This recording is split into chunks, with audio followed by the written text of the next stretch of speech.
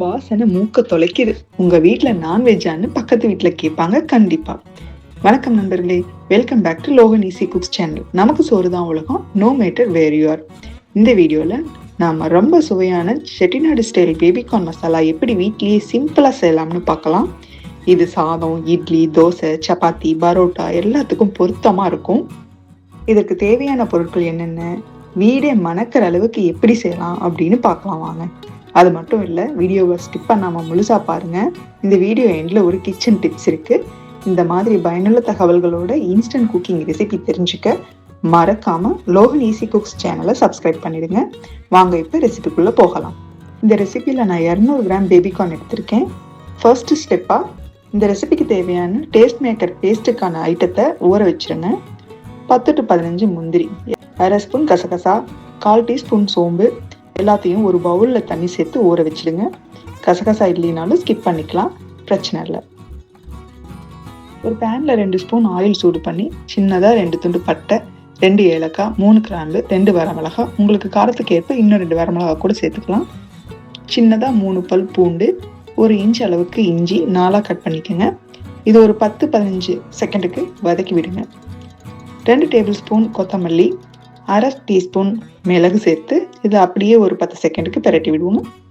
இதில் 2 ஸ்பூன் சீரகம், 1/2 ஸ்பூன் சோம்பு, 2 ஸ்பூன் அரிசி சேர்த்து இப்போ இதில் 2 கொத்து கருவேப்பிலை சேர்த்து ஒரு 30 செகண்டுக்கு வறுத்துக்கலாம். அடுப்பை நல்லா சிம்மில் வச்சுட்டு கருகாத மாதிரி வறுத்துக்கோங்க. எல்லாம் நல்லா வறுபட்டு இருக்கு. இது ஆறுனதுக்கப்புறம் கொரகொரப்பாக அரைச்சிட்டு அதுக்கப்புறம் 1/4 டம்ளர் தண்ணி விட்டு பேஸ்ட் மாதிரி அரைச்சி எடுத்து வந்துடலாம். இப்போ இந்த வறுத்து வச்ச மசாலா ஆறுற கேப்பில் நம்ம எடுத்து வச்சிருக்கிற பேபிகார்னை நல்லா வாஷ் பண்ணிவிட்டு உங்களுக்கு பிடிச்ச ஷேப்பில் இந்த மாதிரி கட் பண்ணி எடுத்து வச்சுக்கலாம். நீங்கள் ரவுண்டாக வேணும்னா ரவுண்டாக கட் பண்ணிக்கலாம், இல்லை பிடிச்ச ஷேப் எதுவோ அது மாதிரி கட் பண்ணி எடுத்து வச்சுக்கோங்க. நம்ம இந்த கிரேவிக்கு தேவையான வெங்காயம், தக்காளி இது எல்லாத்தையும் கட் பண்ணி எடுத்து வச்சுட்டு அப்படியே ஒரு குக்கரில் 3 ஸ்பூன் எண்ணெய் விட்டு 1 டீஸ்பூன் கடுகு சேர்த்து கடுகு பொரிஞ்சு வந்ததும் மீடியம் சைஸில் 2 பெரிய வெங்காயத்தை பொடி பொடியாக நறுக்குனதை போட்டுடலாம். 2 கொத்து கறிவேப்பிலை, 1 பச்சை மிளகாய், இந்த பச்சை மிளகாய் ஆப்ஷனல் தான், சேர்த்து நல்லா வெங்காயம் பொன்னிறமாக வர வரைக்கும் வதக்கிக்கலாம். இப்போ நல்லா வெங்காயம் வதங்கி வந்துருச்சு.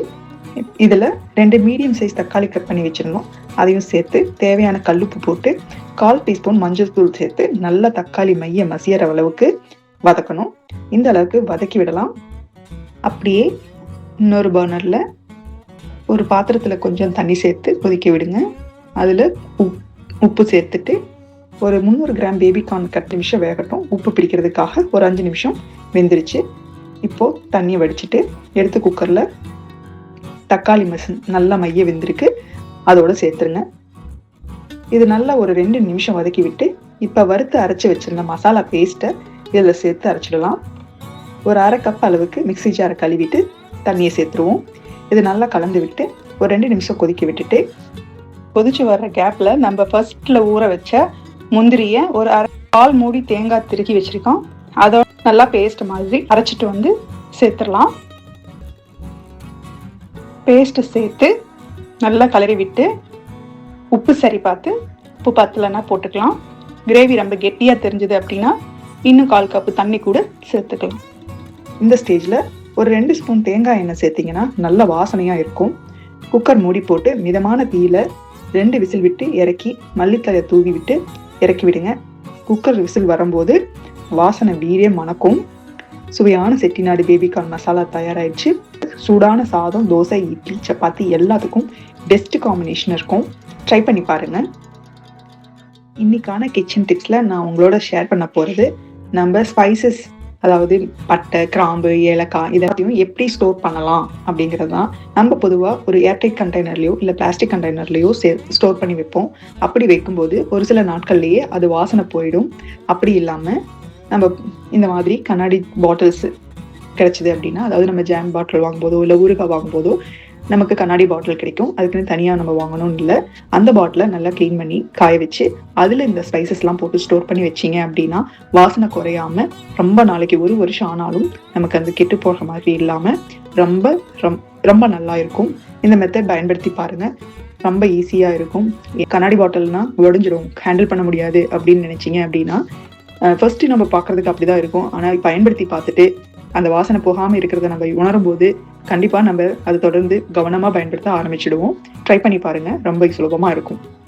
இந்த மாதிரி பயனுள்ள தகவல்களோட இன்ஸ்டன்ட் ரெசிபிஸ் தெரிஞ்சுக்க நம்ம லோகன் ஈஸி குக்ஸ் சேனலை சப்ஸ்கிரைப் பண்ணுங்கள். நல்லா சாப்பிடுங்க, உடம்புக்கு நல்லதையே சாப்பிடுங்க. மீண்டும் ஒரு இன்ஸ்டன்ட் ரெசிபியோடு சந்திப்போம்.